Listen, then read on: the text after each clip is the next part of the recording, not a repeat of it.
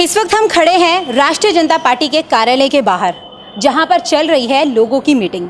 और इस मीटिंग का क्या एजेंडा है, ये किस लिए है, किस तरह से ये मीटिंग या ये पार्टी आम जनता के लिए कुछ करना चाहती है, उनकी समस्याओं के लिए क्या सल्यूशन निकालना चाहती है, इस बारे में जानते हैं उन्हीं की पार्टी से। क्यों ये पार्टी अस्तित्व में आई, क्या कुछ एजेंडा लेकर ये सरकार से बात करना चाहती है, सरकार में जाना चाहती है, एक मंत्रालय चाहती है, क्या कुछ सरकार के लिए, आम जनता के लिए वो करना चाहती है, इस बारे में बात करते हैं पार्टी के अध्यक्ष शेर सिंह जी से। देखिए, हमारी राष्ट्रीय जनता पार्टी 2011 में रजिस्ट्रेशन हमने कराया है और ये रजिस्ट्रेशन होने के बाद में हमने काफ़ी मेहनत की है और हमारी दमन ड्यू में सरकार भी बन गई है। और हमारे उद्देश्य जो है वो उद्देश्य ये है कि आज भारतवर्ष में जो गरीबी से भारतवर्ष जूझ रहा है वो है शिक्षा। हमारे देश में शिक्षा का व्यवसायीकरण हो गया है पूरी तरह से। शिक्षा जो है धनी लोग ही अर्जित कर पा रहे हैं, गरीब बच्चों के लोगों को शिक्षा नहीं मिल पा रही है। हम ये चाहते हैं जब हमारी सरकार आएगी, केंद्र में आए या राज्य में आए, तो हम ये चाहते हैं कि पूरे देश में शिक्षा फ्री होनी चाहिए। शैक्षिक शिक्षा, नॉन टेक्निकल शिक्षाएँ ये फ्री होनी चाहिए। हर नागरिक को शिक्षा मिलनी चाहिए, निःशुल्क मिलनी चाहिए। और हमारे देश में शिक्षा जो है व्यवसायीकरण जो हुआ है, बड़ी बड़ी महंगाई, बहुत मतलब महंगी शिक्षा बिक रही है और जो मालदार लोग हैं वो उसका फ़ायदा ले रहे हैं, उस शिक्षा ले रहे हैं। और मैं ये कहना चाहूँगा कि लेबर का बच्चा लेबर बन रहा है और जो है एक मध्यम वर्ग का बच्चा पढ़ नहीं पा रहा है। उच्च क्वालिटी वाले जो जितने भी धनी लोग हैं वो अपने बच्चों को उच्च क्वालिटी की शिक्षा दे करके IAS, डॉक्टर, मास्टर, कलेक्टर बना रहे हैं। गरीब का बच्चा गरीब रह पा रहा है। हम ये चाहते हैं कि हमारी सरकार जब भी भारतवर्ष में बनेगी, राज्य बने चाहे केंद्र बने, हम ये चाहते हैं कि शिक्षा पूरे देश में एक समान हो। और हम ये चाहते हैं कि जब हमारी सरकार आएगी तो सरकारी स्कूलों में जो एडमिशन बच्चों का 6 साल की उम्र में हो रहा है वो 3 साल के बच्चे का एडमिशन होना चाहिए। जो प्राइवेट स्कूलों में शिक्षा दी जा रही है वही सरकारी स्कूलों में शिक्षा दी जानी चाहिए। सौतेला व्यवहार खत्म होना चाहिए, शिक्षा एक समान होनी चाहिए।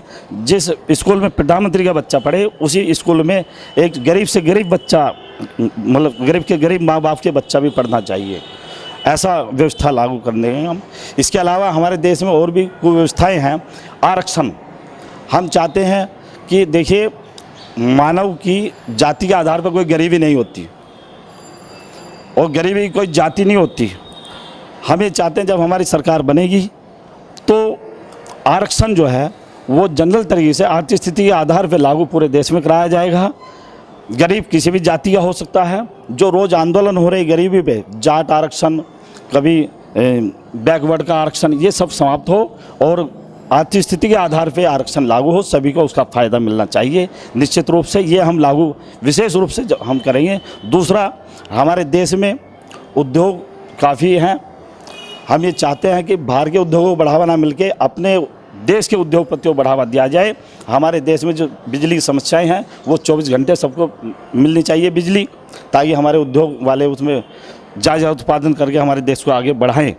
तो हम 24 घंटे बिजली दिवाएँगे यहाँ पर, ताकि देश का विकास हो सके।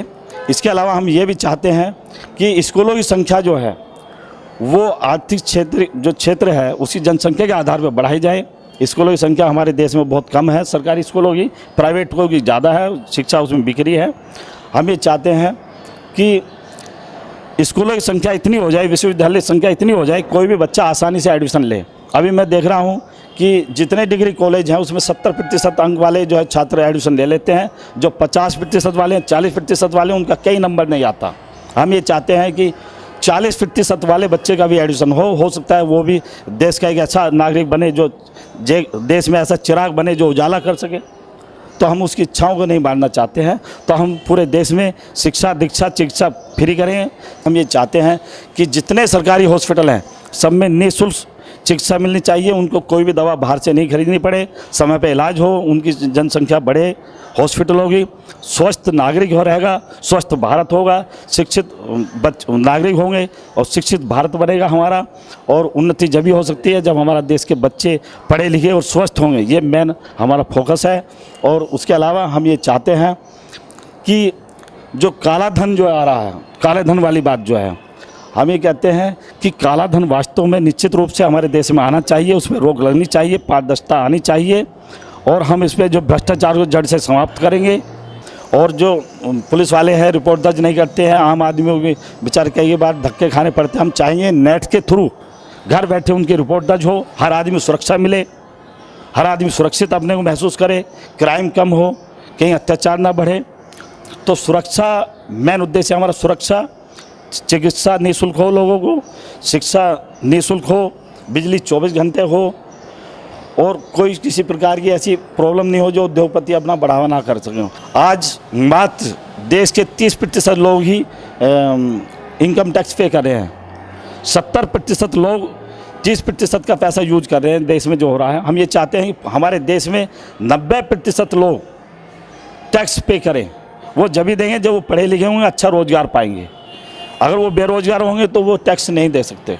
तो हम ये कहते हैं कि अगर वो महीने में 1 लाख कमाता है, साल में 12 लाख रुपए कमाएगा और 12 लाख में वो 1 लाख रुपए टैक्स भरेगा गवर्नमेंट को और अच्छे जूते पहनेगा, अच्छा खाना खाएगा, गाड़ी में पेट्रोल भराएगा, उससे सर्विस टैक्स आएगा, कम से कम 25-30 हज़ार रुपये पर ईयर वो टैक्स भी देगा। अपने जीवन में 30 साल में कम से कम 40-45 लाख रुपए हमारे सरकार को कमा के देगा।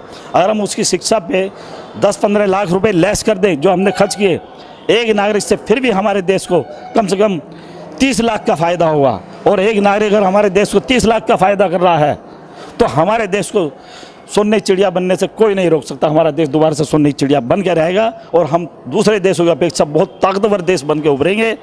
तो जैसा कि आपने देखा कि इनका कहना है कि इनका एजुकेशन, हेल्थ ये इनका मेन मोटो है और वाकई में अगर हम सुरक्षित रहेंगे, अगर हम हेल्दी रहेंगे तभी हम एक बेहतर शिक्षा पा सकते हैं। पहली बार कोई ऐसी पार्टी सामने आई है जो भ्रष्टाचार, भुखमरी, गरीबी इन सबसे ऊपर उठकर, यानी कि जो हमारी बेसिक चीज़ें हैं, एजुकेशन, उसको लेकर, उसके बारे में जानकर उसे मेन मोटो बनाकर कुछ करना चाहती है जनता के लिए, इस देश भारत के लिए। इसी बारे में आइए जानते हैं अखिलेश नारायण जी से, जो इस पार्टी में एक मेन पोजीशन पे है, कि वो इस एजुकेशन सिस्टम के बारे में जो मोदी जी ने एक कैंपेन चला रखा है, पढ़ेगा इंडिया तभी तो बढ़ेगा इंडिया, उससे वो कितना कन्विंस्ड है, वो क्या सोचते हैं इस बारे में। मोदी जी का ये कॉन्सेप्ट कि पढ़ेगा इंडिया तभी तो बढ़ेगा इंडिया, इससे मैं पूरी तरह सहमत। ये एक बहुत अच्छा कदम है, लेकिन इसमें एक सजेशन मैं अपने पार्टी की तरफ से इस सरकार देना चाहूँगा कि उसके नीचे 1-2 लाइन पंक्ति और होनी चाहिए कि पढ़ेगा इंडिया तभी बढ़ेगा इंडिया। अपने पार्टी का कॉन्सेप्ट बिल्कुल ये तो है, लेकिन उसके नीचे है कि लड़ेगा इंडिया तभी बढ़ेगा इंडिया। क्योंकि मुझे लड़ना है किन चीज़ों से? मुझे लड़ना है पाकिस्तान से नहीं, मुझे लड़ना है चीन से नहीं, मुझे लड़ना है अपने घर में ही। किस चीज़ से? जो हमारे अध्यक्ष ने बताया आपको। मुझे लड़ना है कुव्यवस्थाओं से, मुझे लड़ना है भूखमरी से, मुझे लड़ना है बेरोजगारी से।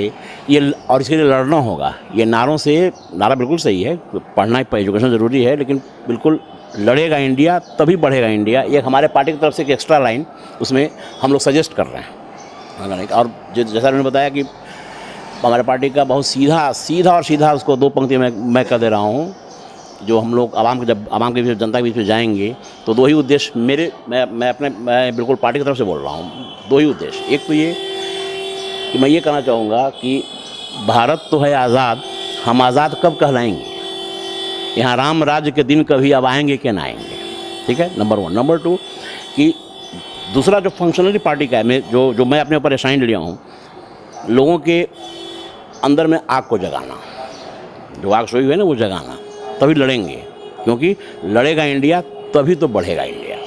आपकी पार्टी 2011 में बनी थी, तब से लेकर अभी तक कुछ 4-5 साल हो चुके हैं।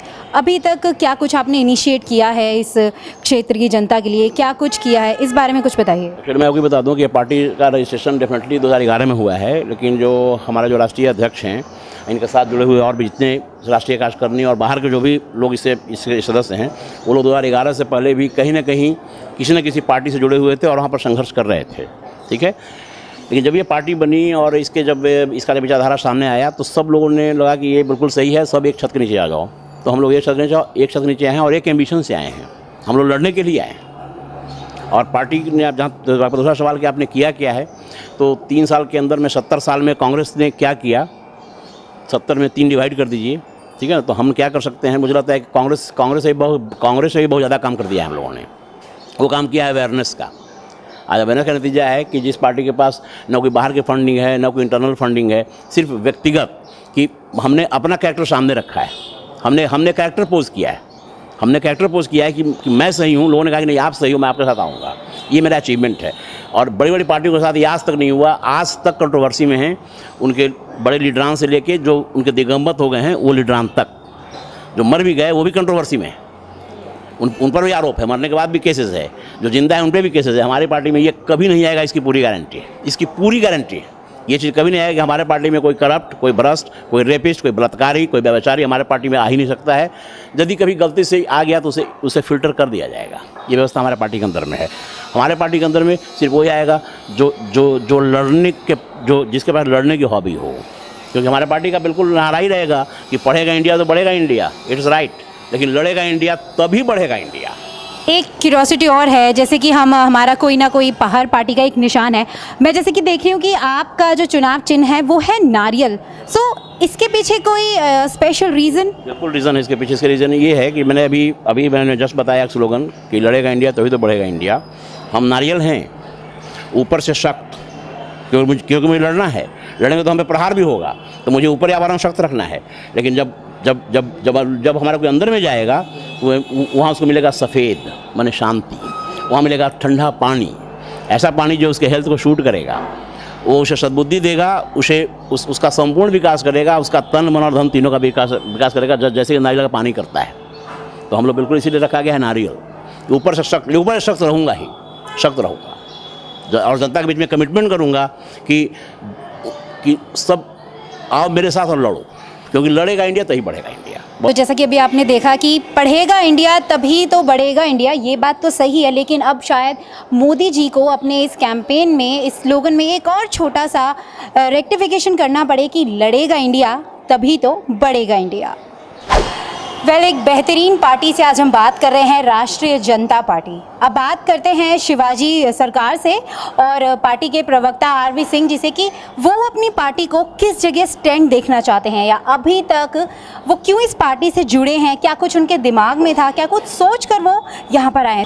सर, आप यूपी से बिलोंग करते हैं, तो आप क्या सोच के इस पार्टी में आए, और कितना आप जो वहाँ की सरकार है जो ऑलरेडी वहाँ पे है एस्टेब्लिश इतने टाइम से, अखिलेश जी की, उनसे कितना सहमत है, या क्या लगता है आपको कि हाँ वो सही कर रहे हैं जो कर रहे हैं? बिल्कुल, अखिलेश सरकार से तो बिल्कुल मैं सहमत ही नहीं हूँ, क्योंकि पिछली बार भी चुनाव में उन्होंने युवाओं के साथ जैसे उन्होंने लैपटॉप का प्रलोभन दिया, तो मेरा मानना है कि युवाओं के साथ उन्होंने धोखा किया, फरेब किया, छलावा किया। यानी मैं जितना भी कहूँ उनके लिए वो कम होगा। एक्चुअली मुझे किसी भी नौजवान को मुझे मजबूती से करना है, ना कि उन्हें बैसाखी देने का काम करना है, ठीक ना। तो अभी जैसे कन्याधन राशि की उन्होंने बात की, और फिर लैपटॉप की उन्होंने बात की, फिर साइकिल जो बांटकर ये प्रलोभन देकर जो काम कर रहे हैं, तो निश्चित रूप से वो कहीं ना कहीं उनके मन में वो गलत है, मतलब उनकी मानसिकता सही नहीं है, मेरा मानना है। और अभी तक उन्होंने गरीबों के लिए क्या किया? तो उन्होंने अगर कोई भी आरक्षण की भी बात करी, उन्होंने कोई भी अगर योजना भी बनाई उन्होंने, तो सिर्फ अब अल्पसंख्यक ही केवल पड़े हैं, या केवल मान लीजिए ऐसे देख लीजिए तो क्या मतलब गरीब और नहीं है आरक्षण में? गरीब कोई व्यक्तिगत तो नहीं है। शिक्षा के अभाव में, अब शिक्षा के अभाव में उनका मानना है कि कोई बच्चा फेल नहीं होगा, सारे बच्चे पास हो जाएंगे, तो कहीं ना कहीं तो फिर शिक्षा भी तो कमज़ोर हो रही है। तो इसलिए वो कहीं से भी फिट नहीं है। हमारे यहाँ जनपद सोनभद्र में खनन शुरू होता है। खनन में आप ले लीजिए तो वहाँ पे अवैध खनन चलाए जाते हैं, और सपा सरकार में खुलेआम चलते हैं। और अगर बिजली की बात कही जाए तो हमारा जनपद सोनभद्र में वहाँ पे कोयला, वहाँ का पानी, वहाँ का खून पसीना, 24 घंटा बिजली वहाँ उपलब्ध होनी चाहिए, लेकिन आम कई मतलब कि प्रदेशों को रोशन करती है और वहाँ खुद अंधेरे की मार झेलती है। तो निश्चित कहीं ना कहीं से ये सौतेला व्यवहार प्रदेश सरकार कर रही है, और मुझे नहीं लगता कि उन्हें 17 में उन्हें फिर ये पब्लिक आने देगी। और मैं पूरी तरीके से हमारी जो राष्ट्रीय जनता पार्टी है वो पूरी तरीके से कमर कस के, और हमारे 2017 के चुनाव में दमखम के साथ वो आएगी, पार्टी उतरेगी, और ज़्यादा से ज़्यादा हमारे मतलब कैंडिडेट उसमें जीतेंगे, और हम उन्हें मुंह तोड़ जवाब देने का भरसक प्रयास करेंगे। सर अभी आपने जैसे कहा कि अखिलेश की जो पार्टी है, उनकी जो सरकार है, वो लोगों को प्रलोभन देती है, उनको वो कुछ देती है जिसके बदले वो कुछ, लेकिन आपको नहीं लगता कि हर इंसान जब तक उसका उसमें अपना निजी स्वार्थ नहीं होगा, कुछ उसे पाने की एम्बिशन नहीं होगी, तो वो कुछ नहीं करेगा? नहीं, मैं ये जानना, मेरे कहने का मतलब ये था कि उन्होंने जो भी प्रलोभन दिया तो क्या सारे पात्रों को मिला, क्या सारे बच्चों को मिला? ऐसा नहीं हुआ। अगर 2-4 लोगों को लैपटॉप दे देने से और 2-4 लोगों को कन्या धनराशि देने से और इंटर पास करने पर 20,000 रुपये देने से ऐसा नहीं है कि उन लोगों का सबका उद्धार हो गया, ठीक ना। शादी के लिए भी जो योजना चलाई गई तो क्या उस पर क्या अभी करेक्ट है? कभी वो योजना बंद हो जाती है, कभी चालू होती है। अभी समाजवादी पेंशन जो उन्होंने चला रखा है तो क्या सभी को उसे मिल पा रहा है? ऐसा कुछ भी नहीं है, सबको नहीं मिल पा रहा है। और चूंकि वो दिखावी चीज़ें हैं कि नहीं, मतलब हमारा उत्तर प्रदेश मेरे कार्यकाल में सब अच्छा होता है, कोई अपने को बुरा नहीं कहता, लेकिन उसका जवाब वो जनता सत्र में देगी। तो आपको क्या लगता है कि जो वो पैसा है वो कहाँ जा रहा है? कुछ आप बता सकते हैं इस बारे में? जी बिल्कुल, इसमें बताने की क्या बात है, साफ तरीके से एकदम सीधी खुली मतलब किताब की तरह है कि वो जितने भी उसके सांसद और विधायक और मंत्री हैं उसमें जो विकास कार्य में लगना चाहिए वो उनके घूमने में और ट्रेवल्स में तमाम तरीके में खर्च में वो जा रहे हैं। यानी वो उनके विकास में, उनके विकास में, अपने व्यक्तिगत विकास में वो लगा रहे हैं, ये चीज़ है। थैंक यू सो मच, आपने जिससे बात करी अपनी पार्टी के बारे में। सर अब आपसे जानना चाहते हैं कि आप इस पार्टी से क्यों जुड़े? आई मीन आपको ऐसा क्या इसके अंदर एक सिग्निफिकेंट पॉइंट नज़र आया सो आपका एगरली मन किया कि हाँ नहीं, मुझे जुड़ना चाहिए, मुझे इससे कुछ करना चाहिए? हमारी पार्टी बेसिक तौर पे जुड़ी है इसमें शिक्षा में सुधार और भ्रष्टाचार को समाप्त करने के लिए, और हमारा नारा है कि जो बेसिक तौर पे शिक्षा और भ्रष्टाचार, स्वास्थ्य में सुधार करने के लिए, और उसके बाद जो मेन स्लोगन है मांग रहा है हिंदुस्तान, मेहनत, नैतिकता और ईमान। मेहनत, नैतिकता और ईमान, ईमानदारी अगर रहेगी तो भ्रष्टाचार दूर होगा, और भ्रष्टाचार दूर होगा तो अच्छे नेता आएंगे, अच्छे लीडर, अगर नौजवान अच्छे लीडर आ रहे हैं तो उसके बाद देश में सबसे ज़्यादा बढ़ावा होगा, विकास होगा, समृद्धि के रास्ते पे आएगा भारत। और अगर समृद्धि के रास्ते पे आएगा तो देश में जो गरीबी है वो समाप्त ही होगी और विश्व गुरु बनने के लायक एक देश बन सकता है हमारा देश। और सबसे मेन मोटो है जो कि महिलाओं पे हो रहा अत्याचार, ये समाप्त होना चाहिए, और महिलाओं की शिक्षा और महिलाओं के रोजगार की व्यवस्था होनी चाहिए, उनकी सुरक्षा की व्यवस्था होनी चाहिए। और हमारी जो पार्टी है उत्तर प्रदेश सरकार में 2017 के चुनाव में सभी सीटों पर चुनाव लड़ने के लिए तैयार है, और हम ज़्यादा से ज़्यादा सीटों पर विजय प्राप्त करके और उत्तर प्रदेश में सरकार बनाने में सक्षम होंगे।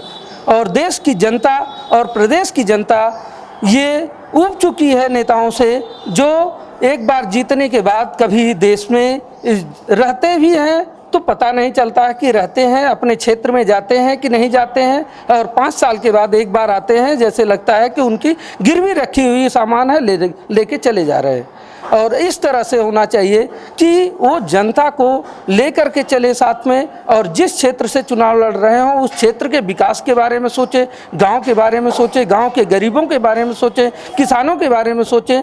और अगर हमारा देश का किसान जो इतनी मेहनत करके देश का विकास कर रहा है, अगर उसके पास समृद्धि आती है तो स्वाभाविक है कि उससे देश की समृद्धि बढ़ेगी। और अनाज उत्पादन के मामले में जो बीज हैं अच्छे बीज आए, खादों में जो भ्रष्टाचार हो रहा है वो ना हो, और उसके बाद फिर उनके किसान क्रेडिट कार्ड जो किसानों को ऋण दिया जा रहा है उसमें कर्ज माफ़ी की व्यवस्था हो। ये सब चीज़ें होनी चाहिए जिससे देश का सबसे ज़्यादा विकास हो सके। ओके, थैंक यू, जय हिंद, जय भारत। आप क्या सोचकर लड़ना चाह रहे हैं चुनाव? जी, मैं ये इसलिए सोच के आया हूँ इस पार्टी के अंदर कि देखिए जो अधिक पार्टी हैं, पार्टी बनती बाद में, मतलब बनती बाद में, पहले उनकी जो है बदमाशी चालू हो जाती है। गरीब को जो फैसिलिटी मिलती है वो फैसिलिटी नहीं मिल पाती है। सब विधायकों के मामा नानी फूफियों के सब रिश्तेदारों के लिए मिल पाती है, अन्य आदमी के लिए नहीं मिल पाती है। और अगर मुझे कामयाबी मिलती है और मैं अपनी पार्टी से विधायक बन के आऊँगा तो मैं हर आदमी के लिए जो भी मेरे कोटे में जो भी आएगी, मेरे कोटे में जो भी आएगा मैं उसके लिए, हर आदमी के लिए, हर अन्य आदमी के लिए, गरीब आदमी के लिए। और ऐसा नहीं है कि मैं मालदार आदमी को, मैं हर आदमी के लिए साथ हूँ, 24 घंटा हर आदमी के लिए जुड़ा रहूँगा। मैं अपनी पार्टी से। तो अभी आपने 2017 में चुनाव होने वाले हैं, उसके लिए आपने क्या कुछ सोच के रखा है, क्या कुछ तैयारी की है? हाँ जी, 2017 का जो चुनाव आने वाला है, मैं अपने क्षेत्र में हर बंदे से मिल रहा हूँ और खुशी में और गम में हर आदमी के साथ हूँ। और ऐसा नहीं है कि मेरे पीछे मेरा क्षेत्र साथ में है, और आगे अगर ऊपर वाले ने चाहा तो देखो हम बहुत अच्छी विजय लेकर आएंगे। वाकई में अगर हमें कुछ बदलना है या हम चाहते हैं कि समाज में बदलाव हो, तो उसके लिए हमें कहीं ना कहीं से अपने अंदर से ही पहले एक डेवलपमेंट की सोचनी होगी, कुछ करना होगा। और भी इस पार्टी के बारे में लोगों से जानते हैं कि वो क्या कुछ अपने अंदर सोच रहे हैं, क्या कुछ वो करना चाह रहे हैं समाज के लिए। सर, आपका नाम? संजय शर्मा। नमस्कार। नमस्कार सर, आप अपनी पार्टी को कहाँ देखते हैं आने वाले चुनाव में, जो 2017 में चुनाव होने वाले हैं, उसमें आप अपनी पार्टी को कहाँ स्टैंड देखते हैं? लखनऊ विधानसभा। तो आपको क्या लगता है कि अभी तक जितनी भी पार्टियां हैं, चाहे वो कोई भी पार्टी हो, हम किसी पार्टी का नाम नहीं लेते, ABCD कोई भी पार्टी है, वो अब तक उसने जो कुछ कहा कि हम ये करेंगे, ये देंगे, क्या वो उसमें कामयाब हो पाए हैं? वो उनका मानना था, हमारा मानना हम अपना बता सकते हैं, हमें दूसरे से मतलब नहीं। हम कह रहे हैं हम आएंगे तो आएंगे, 2017 में बता देंगे आपको। क्या कुछ आपके स्पेशल एजेंडाज हैं? जिस आदमी को जो चीज़ चाहिए, जिसकी नीड है, हमारे पार्टी का मेन उद्देश्य है कि उसको वो चीज़ मिले, चाहे वो एजुकेशन हो, स्वास्थ्य हो, शिक्षा हो, और या पुअर फैमिली से कोई बंदा है, बहन बेटी हैं, उन सभी का इज्जत, मान सम्मान और सभी का प्रतिष्ठा बनी रहे। यही हम लोग का एक उद्देश्य है कि पूरी मेहनत और लगन से काम करेंगे जिससे कि हम लोग सफल हो जाए। वाकई में अगर हमें डेवलपमेंट करनी है, हमें कुछ बदलना है, तो हमें अपनी सोच को थोड़ा सा पॉजिटिव रखना पड़ेगा। तो ऐसा ही कुछ किया है राष्ट्रीय जनता पार्टी ने, जिसका चुनाव चिन्ह है नारियल। वाकई में अभी तक जो इनसे मैंने मुलाकात करी, जो इनसे मेरी बातचीत रही, उसमें से यही निकल कर आया है कि ये बाहर से देखने में तो काफ़ी स्ट्रॉन्ग है, लेकिन अंदर से इनके दिल हैं बहुत ही नरम गर्म। कैमरामैन देव के साथ मैं मेघा वर्मा, न्यू मॉर्निंग।